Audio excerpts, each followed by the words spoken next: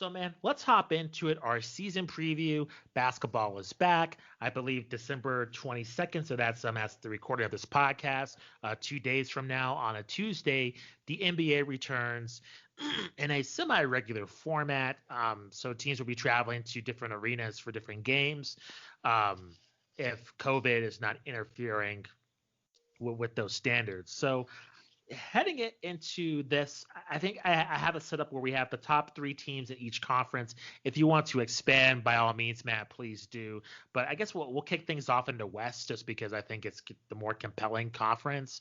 Oh, really? I disagree. But really? That's good. Okay.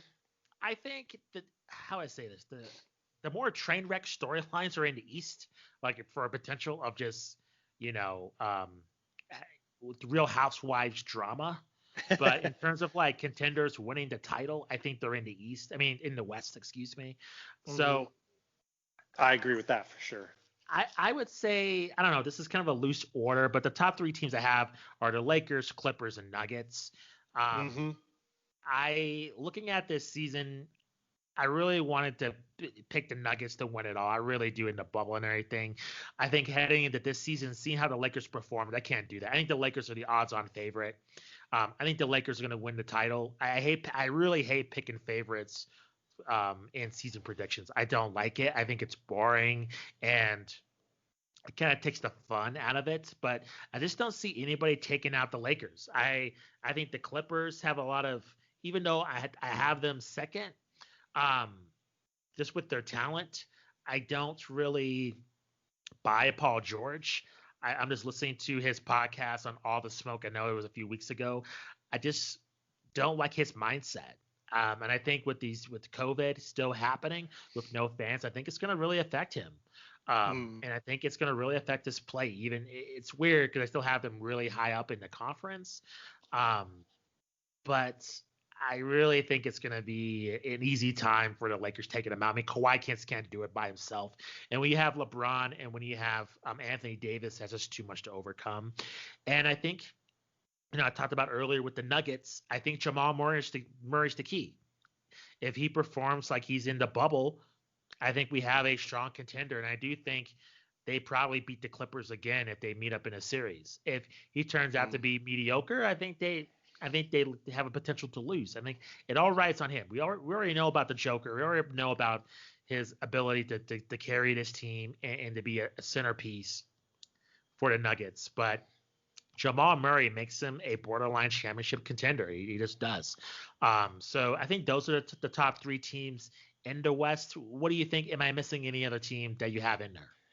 I have the same top three. And to your point about the Lakers, Harrison Fagan, I retweeted him earlier this week because I thought this was just really good data to know.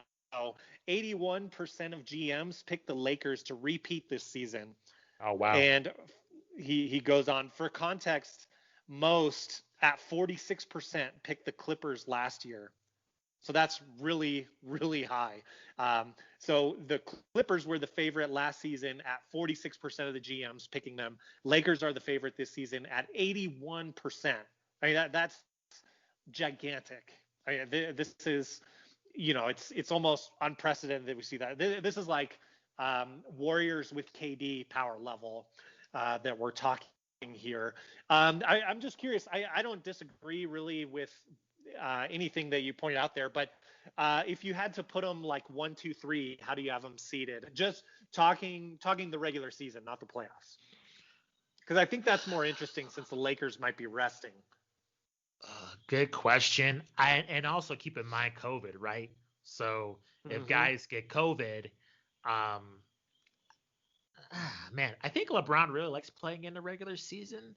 Oh man, it's tough because I think that the best way to approach this in my mind is to take COVID out of it and just act like these guys are going to play all 72 games unless there's injuries. So I would say, or everyone's going to get hit the same with COVID, roughly, exactly. Like probably missing 7 to 10 days due to COVID, depending on the situation. I'm sorry. That's a good point. No, that's a good point. I would say Lakers 1. I would say Nuggets 2 and Clippers 3. I just think with this whole pandemic thing, it makes me really worried about Paul George. he's not really instilling confidence of him really handling the altered states of all the restrictions and then no fans. I think it's going to affect him, and I think you're going to see his play drop off on the court this season. So I really do see the Nuggets in that second spot. How about you? How do you have that ranked? Cool. I actually, and maybe this is a little I don't know, fanboyish or something. You know, we've had a lot of guests on. You guys can check out the interviews for the Denver Nuggets. But I picked the Nuggets number one just Okay. because I think they're young and hungry. And I do think the Lakers are going to be kind of trading off between Anthony Davis playing and LeBron playing. I do still, even if that is going to be the case, I have the Lakers above the Clippers. So basically, I have Nuggets 1, Lakers 2, Clippers 3. Just for reference, last season, Lakers were 1, Clippers were 2, and Nuggets were 3. So we're talking the same top 3 seeds in the West. I think that makes a lot of sense, though.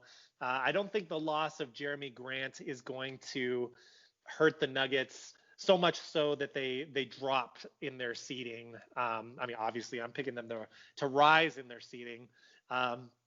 Roughly the same amount of games were played last year. Like, for example, the Lakers played 71 games in the regular season. So that's pre and with bubble games. And the Lakers were 52-19. It's hard to imagine that they'd be much worse than that, given the talent that they brought in. But I also know that, you know, like when LeBron was on the Heat, they didn't always have to get the 1 seed. So I don't think I agree with your point that LeBron likes to play in the regular season. He's always been good about that and great with his endurance through a season. But I also think LeBron realizes that he's 36. And he seemed, you know, less happy. We've talked about this on the show in past episodes. He really was not happy about the announcement that the season was going to start on the 22nd. So I could see the Lakers maybe getting a slower start than the Nuggets coming out of the gates. But the talent is so deep there that I'm not worried about them at all. And Gotcha. Okay. Let's shift to the Eastern Conference tops teams. Actually, can I ask you one go more ahead. thing about the Yeah, West? sure. Because I do think this is kind of interesting. Yeah, and then we can shift over for sure. Yeah. So I think everyone would agree that Oklahoma City, given the changes to their roster, they are not going to be making the playoffs this year. No. Since there was fire sale there with Chris Paul and everything.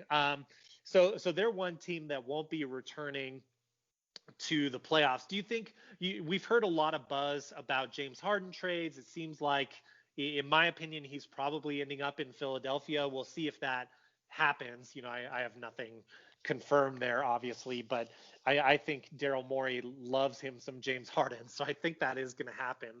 And it might even happen before Tuesday. We'll see. There's a lot of buzz around Harden getting traded.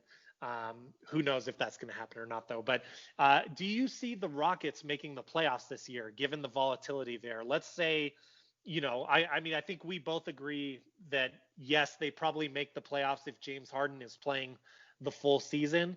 But can you give me your thoughts on if he's traded before the season starts, and then also if he's traded at the trade deadline? Do you see the Rockets making the playoffs? It's so hard to predict, Matt, because it depends what they get for him. So I don't know. Right. Let's just play off the 76ers and Ben Simmons. I would say it's possible. I mean, keep in mind, look at the bottom teams of the Western Conference, right? Like, are they going to be able to beat like a Phoenix Suns? You would think so with the talent they have. At the same time, they might get hurt. So I think in a shortened season in this scenario, it actually favors Houston to still make the playoffs with John Wall and DeMarcus Cousins, right? You have 72 games. There's COVID. There's things that can happen. So them making the playoffs, yes. Them making any kind of a statement, no. So what really value is it for them? I don't really know. And especially now, it's amazing to say this, but really, if that trade does happen where they get Ben Simmons, Houston does.